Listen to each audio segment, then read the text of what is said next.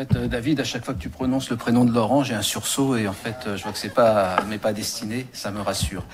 Merci Ali pour cette présentation synthétique. J'ai envie de retenir 5 chiffres pour caractériser ce compte administratif 2023. Donc la baisse des recettes et des droits de mutation, tout le monde l'a évoqué, 90 millions d'euros. L'augmentation de nos dépenses sociales due à un déficit d'action de l'État sur des hébergements, enfin sur un tas de, je ne vais pas en faire la litanie, et donc quand monsieur Turquois Laurent fait état de simplement de 2% de baisse de nos recettes, il oublie de mentionner l'augmentation assez importante de nos charges et de nos dépenses. Un programme d'investissement à hauteur de 250 millions d'euros affecté pour 4/5 au collège, à notre patrimoine, aux routes et aux subventions aux collectivités locales, laissant au final peu de marge de manœuvre pour les autres politiques.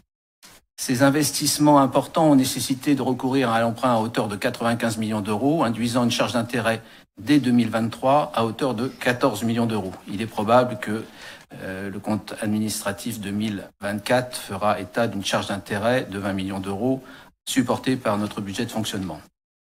Le constat d'un manque d'autonomie financière reste totalement d'actualité, et ce d'autant que parmi les rares propositions faites par le Premier ministre Attal pour la prochaine législature, il parle d'exonérer des droits de mutation les primo-accédants de moins de 30 ans, ce qui est une bonne nouvelle pour eux. Je crains cependant qu'il en fasse supporter la charge une nouvelle fois au département, puisque c'est la spécialité, l'État décrète et met la charge au niveau des collectivités territoriales.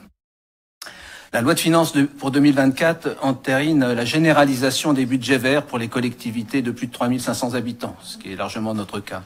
L'article 191 demande aux collectivités d'analyser les impacts positifs ou négatifs de leurs dépenses d'investissement pour l'environnement et de façon volontaire pour leurs dépenses de fonctionnement, voire à l'occasion de la préparation des budgets, comme le suggère le rapport de la Chambre régionale des comptes.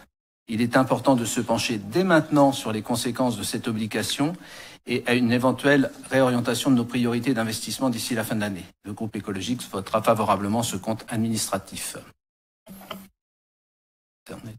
Merci.